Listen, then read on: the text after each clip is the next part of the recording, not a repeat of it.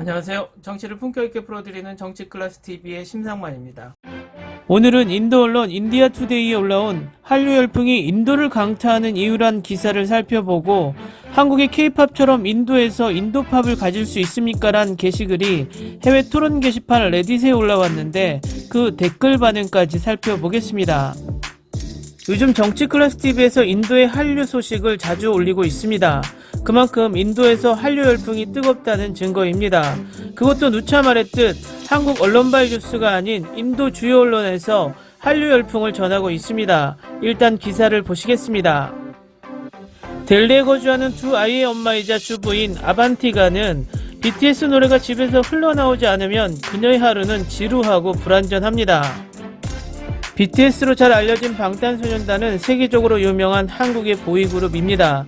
그들은 9월 22일 유엔총회에서 문재인 대통령과 함께 2021 지속가능 발전 목표를 모멘트로 온라인 연설과 공연을 했습니다. 아반티가는 방탄소년단을 작년에야 인터넷에서 본 후 듣기 시작했습니다. 그때도 궁금했는데 지금은 저뿐만 아니라 제 아들들도 방탄소년단의 열렬한 팬이 됐습니다. 우리는 그들의 노래를 큰 소리로 부르는데 너무 매력적입니다. 아반티가는 혼자가 아닙니다. 판치실에 있는 FJ 학교 8학년 학생인 디비타는 자신도 BTS에 집착한다고 말합니다. 저는 보라색을 너무 좋아해서 온라인으로 한국어 수업을 듣고 있습니다. 나는 내 친구들이 BTS 노래와 사랑에 빠지게 하기 위해 나 자신을 던지겠습니다. 10년 전 K-팝과 한국 TV 드라마에 대해 거의 아무도 몰랐을 때부터 인터넷 액세스 증가, 스트리밍 혁명, 그리고 현재는 코로나19로 인한 폐쇄가 결합되어 한국과 인도 사이에 4,684km 거리를 연결했습니다. 한국의 예능, K-팝, 드라마가 지금 대세입니다. 최근 인도에서 서비스되는 넷플릭스 보고에 따르면 K-드라마를 시청하는 인도인 수가 370% 증가한 것으로 나타났습니다. 음악 스트리밍 대기업 스포티파이의 2020년 데이터에 따르면 BTS는 인도에서 네 번째로 스트리밍된 보이밴드입니다. 방탄소년단은 스포티파이의 인도 진출 1년차부터 스트리밍 3대 트렌드 중 하나이기도 했습니다. MX플레이어와 G5와 같은 인도 스트리밍 플랫폼은 인기 있는 수요로 인해 한국 프로그램을 비롯한 인기 있는 국제 프로그램의 힌디어 더빙 버전을 출시했습니다. K-팝 2012년 한국 가수 싸이의 바이럴 히트곡 강남스타일은 인도에서 한류 열풍의 촉매제였을지 모르지만 확실히 기원은 아닙니다. 인도에서 K-팝의 존재는 90년대 후반으로 거슬러 올라갈 수 있습니다. 이때 북동부 마니푸르주에서 인기를 얻었습니다. 이 주에서는 마니푸르를 독립시키려는 분리주의 단체인 혁명인민전선의 오랜 반대로 인해 발리우드 영화가 금지되었습니다. 사회주의 체제에서 제공되는 것이 많지 않자 현지인들은 한국 엔터테인먼트로 눈을 돌리기 시작했습니다. 인도에서 K-팝의 성장에 대해 이야기하자면 에스파이어 인포랩의 소프트웨어 개발이사인 42세의 라우엘은 마니플루의 젊은이들 사이에서 일반적인 용어로 한국어 문구의 사용이 증가하는 것은 아마도 친밀감이 증가하는 첫 번째 그들만의 문화를 위한 가시적 징후일 것입니다. 2005년부터 2012년까지 서울에서 살았던 라우엘은 한국 밖에서 K-팝 문화의 부상을 보았습니다. 그는 B2NE1 같은 수많은 K-팝 아이콘들이 잘 짜여진 노래와 경쾌한 음악으로 인터넷을 강타했습니다. 유튜브에서 K-팝 뮤직비디오의 확산은 또 다른 유행을 선도하는 발전이었습니다. 팝, 락, 힙합, R&B, 일렉트로닉 등 다양한 음악적 시각적 요소를 아우르는 장르라고 말했습니다. K-드라마, K-팝과 함께 한국의 TV 프로그램 또는 K-드라마가 매우 인기가 있습니다. 같은 드라마 사랑의 불시착, 사이코지만 괜찮아, 당신이 잠든 사이에는 2020년부터 인도에서 넷플릭스의 최고 트렌드 드라마 목록을 지배했습니다. 인도 시청자들은 K-드라마를 공감합니다. 한국 프로그램은 감정 때문에 인기가 있습니다라고 미국계 기업 프로티비티에서 근무하고 K-드라마의 열렬한 팬인 비대는 말합니다. 스릴러, 정치, 시간여행, 범죄수사, 가족의 역동성, 역사 이야기 등 다양한 장르를 넘나드는 16부작의 K-드라마가 흥미롭다고 말합니다. K-웹툰 크로스코믹스의 공동 창립자이자 대표이사인 김현우 씨에 따르면 한국에서 제작된 웹툰 또는 디지털 만화가 차세대 열풍이 될 것이라고 예측합니다.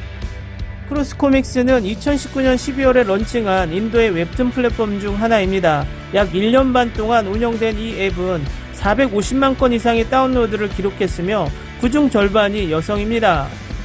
로맨스 장르의 많은 웹툰과 글로벌 베스트셀러 스토리는 이 새로운 형태의 콘텐츠 복식에 대한 매우 흥미로운 대안입니다 라고 그는 말합니다.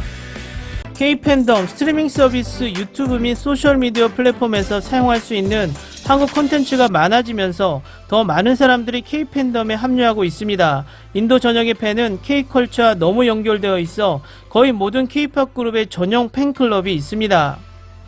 그룹 아미 BTS 인디아는 120만 팔로워를 가진 그룹 중 하나입니다. 26세 방탄소년단 팬이자 아미 BTS 미디어의 멤버인 데이지 레이는 방탄소년단의 새 앨범, TV 출연, 뉴스 기사, 다가오는 콘서트, 귀여운 사진 등 방탄소년단의 모든 업데이트가 매우 활발합니다. 정말 대단합니다.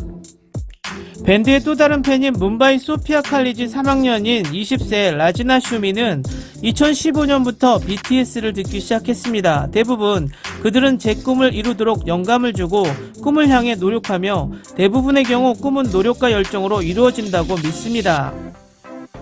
한류 연예계는 여전히 진행형입니다. 여기까지부터 K-현상이 어떻게 진화할지는 한국의 연예 산업이 어떻게 혁신하느냐에 달려 있습니다. 다음은 한국의 K-팝처럼 인도에서 인도팝을 가질 수 있습니까? 란 제목의 게시글이 해외 토론 게시판 레딧에 올라왔는데 일단 게시글부터 보시겠습니다. 제목 그대로 한국에서 K-팝처럼 인도에서 팝을 할 수 있는지 궁금했는데 어쩌면 글로벌 시장에서 쉽게 받아들여지지 않을 것이라는 것을 알고 있습니다. 정말 인기 있는 인도 음악 회사의 가능성이 있을까요?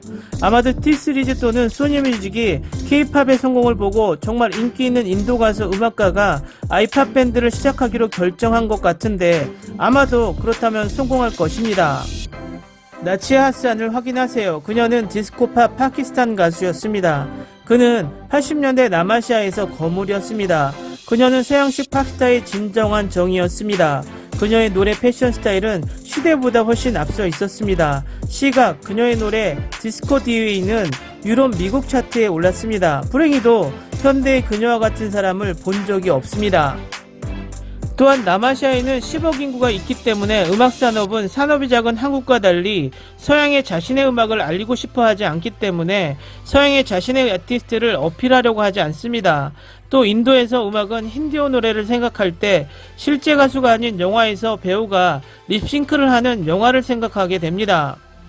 나는 K-팝을 좋아하지만 그 모델이 다른 곳에서 복제되는 것을 보고 싶지 않습니다. 아티스트는 음악이나 안무를 거의 제어하지 못하고 모든 것이 아티스트를 위해 관리되며 일회용품처럼 취급됩니다. 말할 것도 없이 K-팝 음악에는 언어를 제외하고는 한국어가 없습니다. 그들이 하는 모든 일은 서양 음악 트렌드와 안무에서 영감을 받았습니다. 대조적으로 많은 인도 예술가들은 고전적으로 훈련을 받았고 전반적으로 사운드는 인도 고전 음악이나 민속 음악을 기반으로 하거나 영감을 받았습니다. 첫 번째 요점은 K-팝에서 변경해야 할 사항이 거의 없다는 데 동의하지만 중국에는 C-팝이 있고 일본에는 J-팝이 있고 필리핀에는 P-팝이 있습니다.